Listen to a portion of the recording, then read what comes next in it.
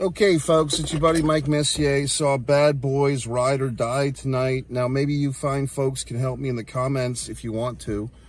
This is Mike's Instant Movie Review.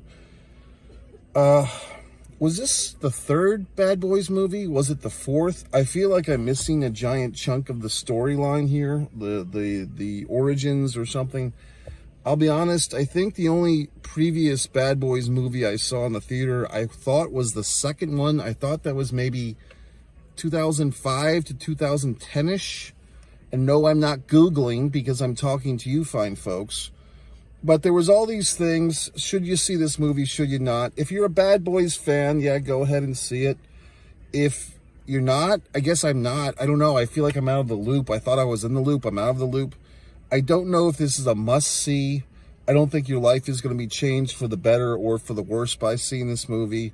I don't think this is going to be like some cultural iconic film that everyone cares about. It's a popcorn movie. It's a go see it, have a good time movie. There was other people in the theater tonight, Wednesday night, kind of a preview night.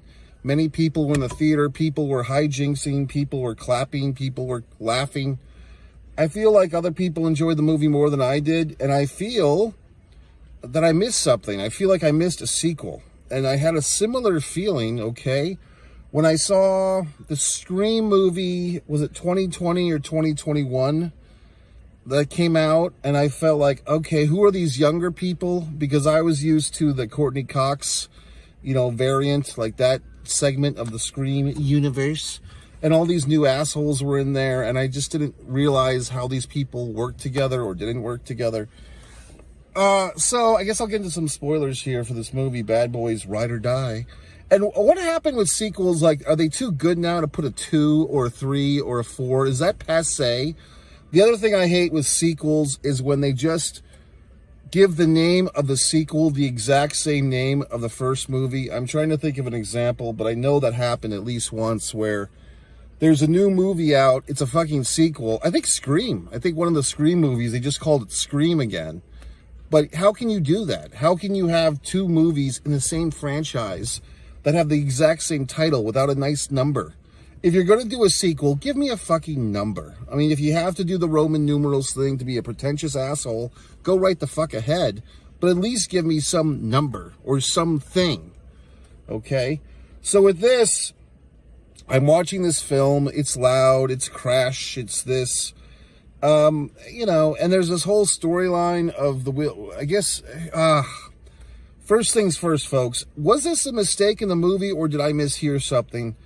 There's a scene, if you've seen this movie by now, early on, if you haven't seen the movie, go see the movie, come back, watch the rest of the review. But basically, the Martin Lawrence character, let's say Lawrence, that's a good name, Lawrence. The Martin Lawrence character is hospitalized. He's like in a coma, or he has like a fucking cardiac arrest or some shit. Then he has like this dream and he sees Joe Pantalone in some type of heaven-esque purgatory. Then he comes back to life and he's basically escapes from the hospital room, and his buddy, played by Will Smith, I thought the Will Smith character was named Mike. But Will Smith's character, Will Smith, goes out in the hallway to chase after his buddy that just escaped from the hospital room, and he calls out, Mike! So that would mean the Martin Lawrence character is named Mike. Did I hear that properly? Because watching the movie, it seemed like, what was the Martin Lawrence's character? Marcus. Martin Lawrence is playing Marcus. This really threw me off base. So if you saw this movie, did you catch this? Am I the only one? Did he say something like, it's Mike, like I'm Mike, I am calling to you, my friend Marcus, it's Mike, it's me? I thought he said Mike, like calling out to his buddy, Martin Lawrence character, Martin Lawrence's, apostrophe S's character, saying Mike. But Will Smith was playing Mike. So did you catch this? Did you not? I mean, this really threw me for a fucking ride, because now I'm thinking, did I mishear something? What's going on? Did this movie really go through all those studios and all those screenings and all those advanced screenings and editors with this mistake in tow? Is that possible? I mean, anything's fucking possible. I mean, you go back to like the Romans and the Gladiator movies wearing like Rolex watches and so forth. So I don't know. I don't know the answer because I'm probably not going to go see this movie again just to find out. But if you find folks haven't seen the movie yet, or if you have, if you remember this moment, like I said, it's when Marcus escapes from the hospital room. He goes out to get the elevator, and Will Smith's character says, Mike. But did he say something besides that? Did he say, it's me, Mike, or whatever the fuck? Anyway, all this stuff about the Will Smith character having this son, was it Antonio? So I guess there's some Spaniard lady who's the mother of this fully grown man at this point. And so now it's like a redemption story. So I guess there was some sequel that I didn't see, or I don't remember, of the Will Smith character's son being a real bad boy, like being a criminal. And now this chick is blaming him, I think, for Joey Pants's death. And I don't know who the fuck any of these people are. So that's why I'm feeling, did I miss one movie? Did I miss two? You know, what did I miss? Because we're having flashbacks in this movie to movies I haven't seen or don't recall seeing. Maybe I've crossed over into another Mandela effect, folks. I just don't fucking know. And what else? You know, sometimes these movies feel like, okay, this is an excuse to give Joey Pants and Martin Lawrence a paycheck. Like all these actors whose careers have gone nowhere, let's write them a nice big check. It kind of feels like an act of charity from Will Smith.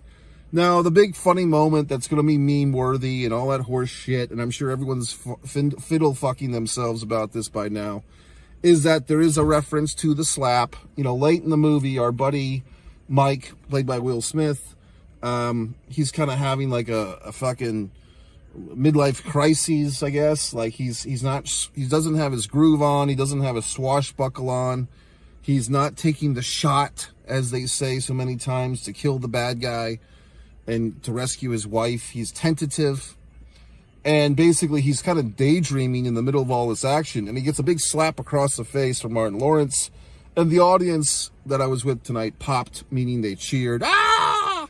And then basically they milk it for all it's worth because Martin slaps him several more times, and it's a nice little reference, you know, thinly disguised, to real life events. You know, Will Smith slapping Chris Rock across the face at the Oscars, I guess 2 or 3 years ago at this point. That was fun.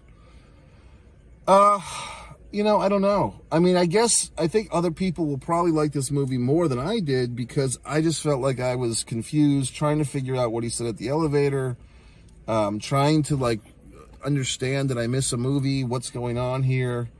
Because it felt like between the first Bad Boys, I want to say that's going way, way, way back to 1994, perhaps, back when both of these guys, especially Martin, was at the top of his game. You might recall Martin Lawrence had his own sitcom. Martin Lawrence, in some regard, folks, ready? He was kind of the pre-David Chappelle.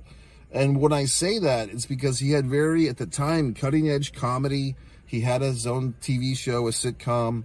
He was kind of living on the edge. I think there was some story of Martin Lawrence like freaking out in the middle of Hollywood or something, like being, I don't know if he was naked or just screaming in the middle of the streets. So he was kind of the pre-Chappelle, and Will Smith was just getting his groove on back in 94. Of course, he had his wonderful sitcom, The Fresh Prince of Bel-Air, which I've actually been watching some reruns on the old Peacock, which is fun. And it'd be good if you had like a nice sitcom with Hillary, the original Hillary from the Fresh Prince of Bel-Air sitcom, with Whitley Gilbert from A Different World, and the two of them had an apartment together and chased after rich men. That would be a good sitcom. See how creative I fucking am. So anyway, it would be called like Whitley and Hillary. I would watch it. So then, but this movie was fine. I mean, it went through the numbers, and like not like I said this time, but all these movies, whenever there's like a good guy, and you know, all the bad guys, all the henchmen get shot and they're dead. Like one bullet and the henchman's dead. But the good guys, like in this case, the son, he gets slashed in the arm, he gets slashed in the face, he gets slashed in the stomach. You know what I mean? But he comes back for more. It's just funny that like the good guys in movies are like Jason in the Friday the 13th 8-bit Nintendo game. Like, you can fucking do whatever you want to them and they don't die. You know, slash. This whole storyline of the young Caucasian female, she looked to be 15 or 16, and fucking Mike's son, like, saves her, and then her mom wants to kill the guy. I'm like, what's going on? I don't follow all this. And they kept having these fucking flashbacks. Like, they just paid Joey Pantalone's fucking condo fees for a year with this massive paycheck he's going to get for basically doing two days worth of work, if that. Because he's in all these little flashback moments, and, you know, here he is in heaven and all this shit. I mean, that's such a cheap cop-out now. They even did that back in Rocky V. Like, they killed off poor Mickey. They should have never killed Mickey or Apollo, by the way, in the Rocky series. So in Rocky V, they trumpet out, you know, Mickey.